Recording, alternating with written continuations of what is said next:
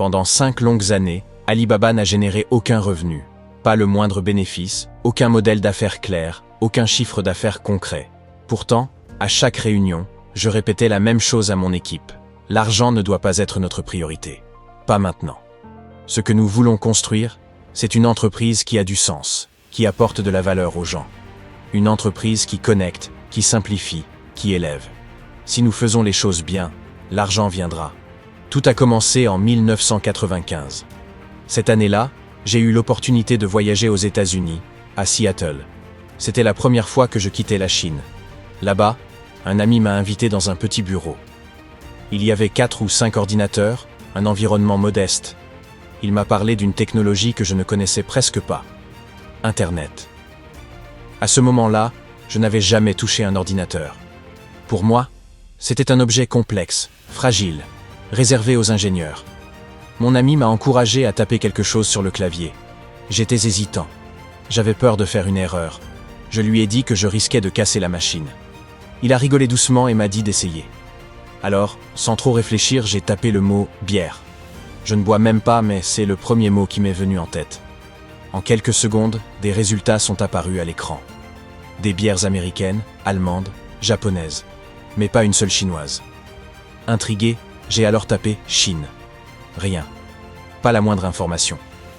Le pays le plus peuplé du monde était totalement absent de l'univers numérique. Ce jour-là, j'ai pris conscience d'un vide immense. La Chine n'existait pas sur Internet. Nos entreprises, nos artisans, nos produits, notre culture, rien n'était visible.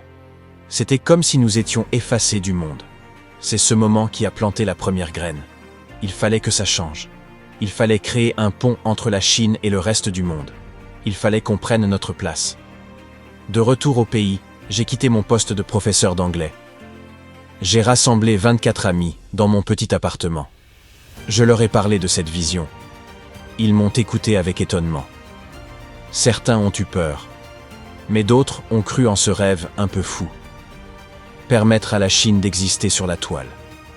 Permettre à nos petites entreprises de toucher le monde entier. J'ai commencé avec $300 en poche. Pas de bureau. Pas de connexion Internet fiable. Pas d'investisseurs. Juste une idée et une détermination inébranlable. Les premières années ont été rudes. Je n'avais aucune formation en technologie. Je ne savais pas coder. Je n'avais jamais dirigé une entreprise. Et pourtant, chaque jour, je me levais avec une seule certitude. Ce que nous faisions allait changer le monde. Autour de moi, beaucoup doutaient. Certains riaient même. On me traitait de rêveur. D'autres disaient que c'était impossible, que je n'étais pas fait pour ça. Mais je n'ai jamais laissé ces voix étouffer la mienne. Je ne suis pas né dans le confort. Je suis né dans la pauvreté, élevé dans un petit appartement avec des murs en béton froid. J'ai été rejeté de dizaines d'emplois. Même KFC ne m'a pas pris.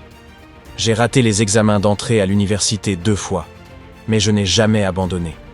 Je savais qu'il y avait quelque chose de plus grand à bâtir, un réseau, une place de marché, un village global où chaque vendeur, peu importe sa taille, aurait sa chance. Même les plus petits, surtout les plus petits. Un jour, j'ai dit à mon équipe, « Si vous voulez devenir riche rapidement, ce n'est pas ici qu'il faut être.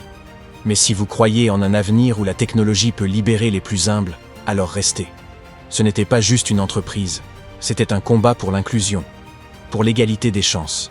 Les investisseurs nous ont fermé leurs portes, encore et encore.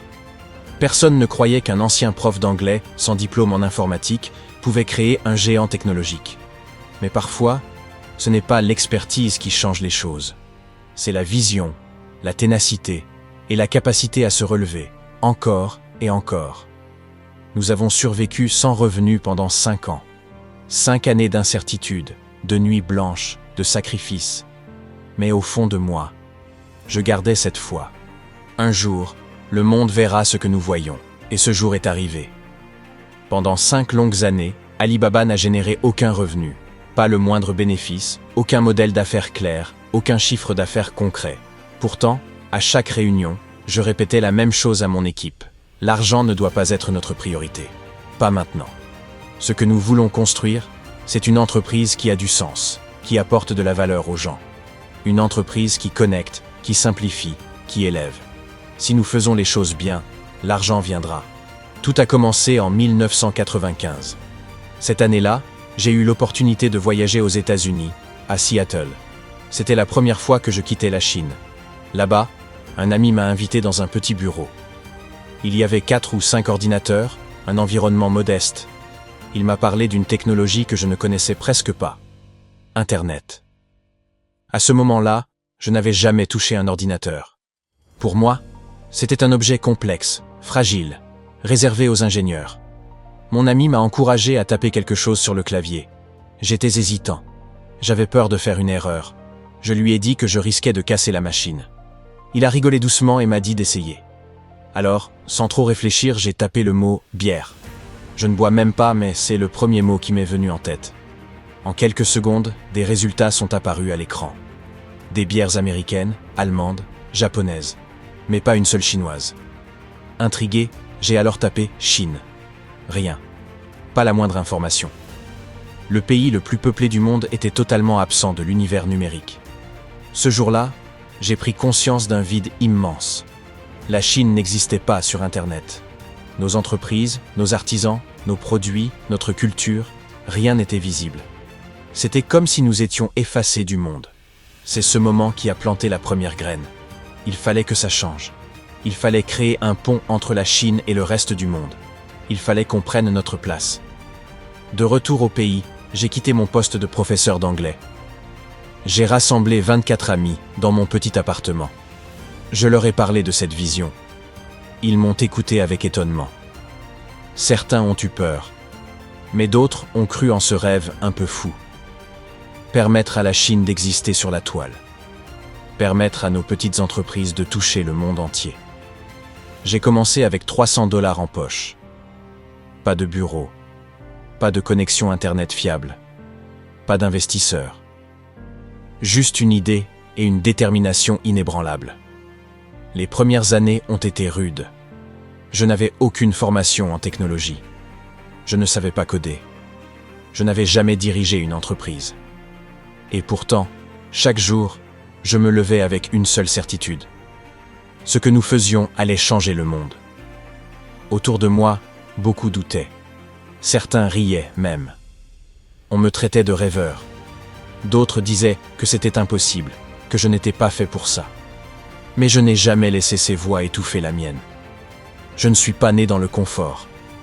Je suis né dans la pauvreté, élevé dans un petit appartement avec des murs en béton froid. J'ai été rejeté de dizaines d'emplois.